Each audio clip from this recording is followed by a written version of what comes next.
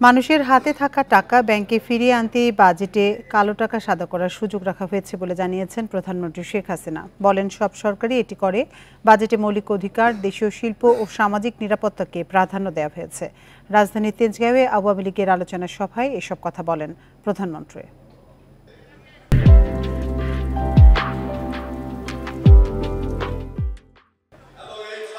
ঢাকা জেলা আওয়ামী লীগ ভবনে ঐতিহাসিক ৬ দফা দিবস উপলক্ষে আলোচনা সভা। এতে প্রধান অতিথি হিসেবে যোগ দেন দলের সভাপতি প্রধানমন্ত্রী শেখ হাসিনা।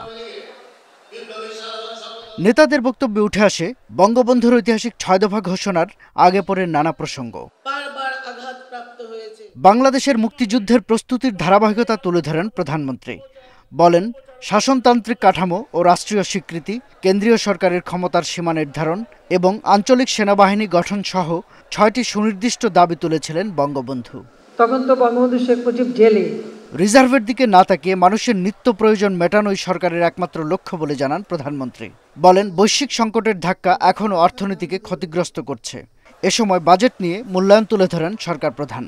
এই বাজেটে এবার কতগুলি মৌলিক চাহিদা, মানুষের মৌলিক যে অধিকার সেটাকে নিশ্চিত করার জন্য, যেমন শিক্ষা, স্বাস্থ্য, কৃষি, তারপরে দেশীয় শিল্প, সেগুলিকে এবং সামাজিক নিরাপত্তা, এইগুলিকে সব থেকে বেশি প্রাধান্য দেওয়া হয়েছে, যা মানুষের জীবনটাকে উন্নত করবে, নিশ্চয়তা দেবে। বাজেটে কালো টাকা সাদা করার সুযোগ রাখার সমালোচনার জবাব দেন প্রধানমন্ত্রী। একটা প্রশ্ন এসছে কালো টাকা নিয়ে, আমি শুনি অনেকে বলে কালো টাকা তাহলে আর কেউ ট্যাক্স দেবে না। ঘটনা কিন্তু তা না। এটা শুধু কালো টাকা না, জিনিসের দাম বেড়েছে। এখন 1 কাঠা জমি যার সেই কোটিপতি, কিন্তু সরকারি যে হিসেব সেই হিসেবে কেউ বেচে না, একটু বেশি দামে বেচে, কিছু টাকা উদ্বৃত্ত হয়, কিন্তু এই টাকাটা তারা গুজে রাখে। তা গুজে যাতে না রাখে, সামান্য একটু কিছু দিয়ে টাকাটা আসলে পথে আসুক, সেইরকম একটা ব্যবস্থা এটা আসলে আগেও হয়েছে, সেই কেয়ারটেকার আমলেই শুরু করেছিল, আর পরেও প্রত্যেক সরকারই করে। আমরা এবারও সেই সুযোগটা দিচ্ছিলাম যে ঠিক আছে, তোমরা এই অল্প ট্যাক্স দিয়ে আগে টাকাটা তোমরা ব্যাংকে নিয়ে আসো। সামাজিক নিরাপত্তা বেষ্টনের আওতা বৃদ্ধির পাশাপাশি অসচ্ছল মানুষকে সরকার নিত্য প্রয়োজনীয় পণ্য সরবরাহ করছে বলেও জানান প্রধানমন্ত্রী। প্রায় 150টা সামাজিক নিরাপত্তার মাধ্যমে আমরা মানুষকে আর্থিক সহায়তা দিয়ে যাচ্ছি। শাহাদাত স্বপন, ইন্ডিপেন্ডেন্ট নিউজ, ঢাকা। এ নিয়ে আলোচনা করতে রাজধানী গুলশান থেকে আমাদের সঙ্গে যোগ দিচ্ছেন টিআইবি নির্বাহী পরিচালক ডক্টর ইফতেখারুজ্জামান। ডক্টর ইফতেখারুজ্জামান, আপনাকে স্বাগত জানাচ্ছি। শুরুতে আপনার কাছে জানতে চাইব যে বাজেটে কালো টাকা সাদা করার সুযোগ দেওয়া হয়েছে এবং বলা হচ্ছে এই অর্থ দেশের অর্থনীতিতে যোগ হবে, নীতি নির্ধারকেরা এমনটাই বলছেন। আসলে এর সাথে আপনি কি একমত? বিষয়টিকে যেভাবেই ব্যাখ্যা করা হোক না কেন, যেটা সরকারকে উপলব্ধি করতে হবে, এটার চূড়ান্ত বিবেচনায় short term, medium term, long term যে কোনো পর্যায়ে কিন্তু এটা বাংলাদেশের দুর্নীতির ব্যাপকতা, গভীরতা আরো বিকাশ ঘটাবে, আরো বিস্তৃতি ঘটাবে।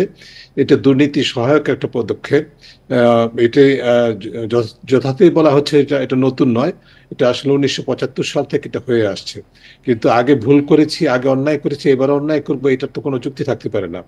আমরা যেটা মনে করি, এবং শুধু মনে করি না, যেটা বাস্তব, সেটা হচ্ছে যে এই ব্যবস্থাটি আমাদের সংবিধানের সাথে পরিষ্কারভাবে সাংঘর্ষিক। সংবিধানের 20-এর 2 অনুচ্ছেদে এই ধরনের কালো টাকা বৈধ করার সুযোগ নিষিদ্ধ করা আছে। আইনগতভাবেও এটা অবৈধ। আরো বিষয়টা হচ্ছে যে খুব পরিষ্কারভাবে, যেহেতু বলাই হয়েছে যে কিছু ব্যবসায়ীর চাহিদার উপর ভিত্তি করে এটা করা হয়েছে, সেটি যেরকম সঠিক, কিন্তু এটি হচ্ছে যে মূলত আপনি লক্ষ্য করুন যে যেই শ্রেণীর, যেই ব্যবসা খাতের জন্য এই সুযোগটা করে দেওয়া হয়েছে এবং যাদেরকে কালো টাকা বৈধতা দেওয়ার সুযোগটা করে দেওয়া হলো, তাদেরকে কিন্তু 15% কর দেওয়ার কথা বলা হচ্ছে। এখন আপনি, আমি বা যে কোনো ব্যক্তি যারা সৎ উপায়ে অর্থ উপার্জন করবেন, তাদের ক্ষেত্রে কিন্তু সর্বোচ্চ কর 30% পর্যন্ত উঠে যাবে। এবার ইতিমধ্যে 25% পর্যন্ত ছিল, অর্থাৎ পুরোপুরি বৈষম্যমূলক একটি পদক্ষেপ, এবং যেটাও আবার সংবিধানের সাথে সাংঘর্ষিক। বাস্তবে যেটা সরকার বলছে জনগণকে, সেটা হচ্ছে তোমরা সারা বছর দুর্নীতি করো, অবৈধভাবে অর্থ উপার্জন করো, বছরের শেষে জাতীয় রাজস্ব বোর্ড তোমাদেরকে ক্লিন সার্টিফিকেট দিয়ে দিবে, এবং এটা নিয়ে কোনো প্রশ্ন করা যাবে না। এটি অস্বাভাবিক একটা বিষয়, প্রশ্ন করা যাবে না। বলা হচ্ছে যে ঠিক আছে, কালো টাকা না, তথাকথিত অপ্রদর্শিত আয়, তাহলে যদি অপ্রদর্শিত আয় হবে, তাহলে কিছু খাতের জন্য কেন, সকল খাতেই তো অপ্রদর্শিত আয় থাকতে পারে। এই ধরনের যুক্তি সম্পূর্ণ খোঁড়া যুক্তি।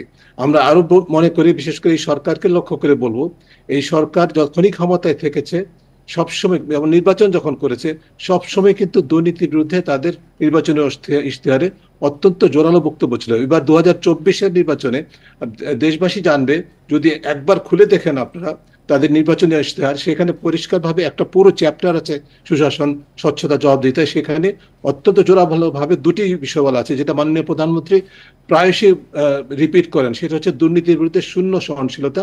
পাশাপাশি এটিও বলা হয়েছে, যারা অবৈধ উপায়ে অর্থ উপার্জন করবেন তাদের অর্থ বাজেয়াপ্ত করা, সম্পদ বাজেয়াপ্ত করা হবে, এবং যারা এর জন্য দায়ী তাদেরকে জবাবদিহিতা আনতে হবে। জি জনাব ইফতেখারুজ্জামান, আপনি যেমনটি বলছিলেন যে সৎ করদাতা তাদের কথা যেমনটি বলছিলেন, তো কালো টাকা সাদা করার সুযোগ দেয় তারা নিরুৎসাহিত হবেন কিনা?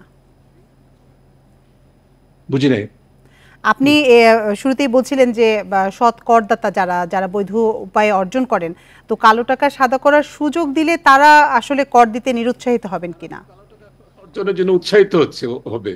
তারা ভাবে, তাহলে আমি আর সৎ থাকার দরকার কি? সারা দেশের সকল মানুষকে অনৈতিকতার দিকে ধাবিত করা হচ্ছে এই ধরনের সিদ্ধান্তের মাধ্যমে। সকল মানুষকে দুর্নীতিবাজ হওয়ার জন্য উৎসাহ দেওয়া হচ্ছে। এটা কোনো অবস্থায় এটা গ্রহণযোগ্য হতে পারে না। কোনো একটা বিশেষ শ্রেণীকে সুবিধা দেওয়ার জন্য আমরা এরকম একটা জাতীয়ভাবে ক্ষতিকর, বিশালভাবে ক্ষতিকর একটা সিদ্ধান্ত আমরা নিব, যেটা দীর্ঘমেয়াদে প্রভাব অত্যন্ত নেতিবাচক।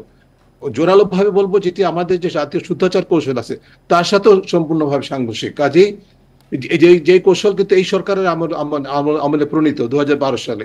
কাজেই সম্পূর্ণ বিষয়টি হচ্ছে আত্মঘাতী। সরকার জেনে শুনে ভুল করছে, নাকি আসলে কোনো বিশেষ মহলের চাপে নিজেকে জিম্মি অবস্থায় ঠেলে দিয়েছে, এই প্রশ্নটা আমাদের করতেই হবে।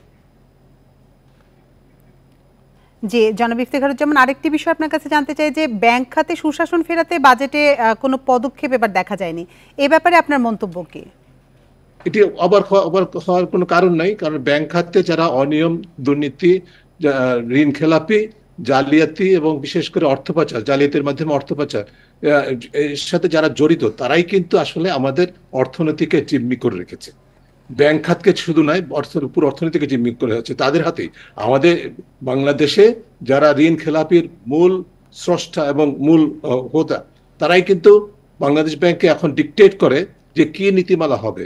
কাজে এর বাইরে তাদের চাহিদার চাওয়া পাওয়ার বাইরে কিন্তু যাওয়ার ক্ষমতা সরকারের হাতে কতটুকু আছে বা বাংলাদেশ ব্যাংকের কতটুকু আছে সেটি নিয়ে প্রশ্ন আছে। কাজেই এক্ষেত্রে যে কোনো সুনির্দিষ্ট পদক্ষেপ ঘোষিত হয়নি বা এমনকি বিবেচনায় নেওয়া হয়নি, এতে অবাক হওয়ার কিছু না, মানে হতাশাব্যঞ্জক, ব্যাপকভাবে হতাশাব্যঞ্জক। কারণ এই খাত কিন্তু, ব্যাংকিং খাত পুরোপুরি খাদের কিনারায় ধসে পড়ার মতো অবস্থায় আছে। যদিও অর্থমন্ত্রী বারে বারে বলছেন আমরা শ্রীলঙ্কার মতো হইনি, সেটা কোনো যুক্তি হতে পারে না। আমরা যে আসলে আর্থিক সংকটে, ব্যাংকিং কাজে বিশাল সংকটের মধ্যে আছে, সেটা অস্বীকার করার উপায় নেই। এবং এর জন্য যারা দায়ী তারাই কিন্তু আবার পুরো কাঠামোটাকে নিয়ন্ত্রণ করছেন, যার ফলে এখানে কোনো ইতিবাচক পদক্ষেপ গ্রহণ করার মতো সৎ সাহস, দৃঢ়তা সরকারে যারা মূল সিদ্ধান্ত গ্রহণ প্রক্রিয়ার মধ্যে আছেন তাদের হাতে নেই বলে আমরা মনে করি।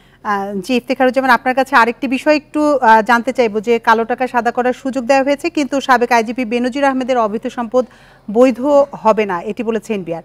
এটি আসলে কিভাবে? এটি আসলে মানে সত্যিকার অর্থে আমি ঠিক জানি না সরকার এটাকে কিভাবে ব্যাখ্যা করছেন, এই ধরনের বক্তব্য।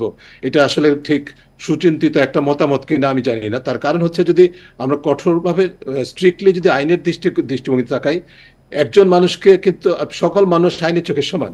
এখন বেনজির বলি, অন্য যে কেউ বলি, যাকে দুর্নীতি দমন কমিশন তদন্ত করছে বৈধ এর সাথে অসামঞ্জস্যপূর্ণ সম্পদ আহরণের কারণে, তিনি যদি আদালতে গিয়ে বলেন যে আমাকে তো এই প্রশ্ন আদালত, দুর্নীতি দমন কমিশন করতে পারে না যে আমি অর্থ কোথায় পেয়েছি, এটা তো আমার আইন বলে দিচ্ছে, এবারে বাজেটের আইন তো সেটা বলে দিচ্ছে।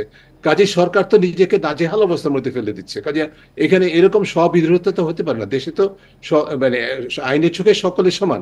আপনি একজনকে বা পাঁচজনকে একরকম সুবিধা দিবেন আর বাকি দুইজনকে আরেক রকম সুবিধা দিবেন না, সেটা তো হতে পারে না। আইনের চোখে সবাই সমান হবে। কাজে এখানে আমি বেনজির আর পেয়ে যাক সেটা কিন্তু আমরা কখনো বলবো না। কিন্তু এরকম যারা সার্বিকভাবে যে ব্যবস্থাগুলো গ্রহণ করা হচ্ছে, আমার কাছে যেটা মনে হয় যে আসলে সত্যিকার অর্থে সরকার বিভিন্ন ধরনের দ্বিধাদ্বন্দ্বে আছেন, এবং যার মাধ্যমে এক ধরনের নিজেদের ভিতরেই একটা আত্মঘাতী ফ্র্যাঙ্কেনস্টাইন ক্রিয়েট করছেন। তারা তারা নিজেদেরকে নিয়ন্ত্রণ করার মতো সাহস সক্ষমতা হারাচ্ছেন ক্রমাগতভাবে বলে আমি মনে করি। জি, জনাব ইফতেখারুজ্জামান, আমাদের সাথে যোগ দেওয়ার জন্য আপনাকে অসংখ্য ধন্যবাদ।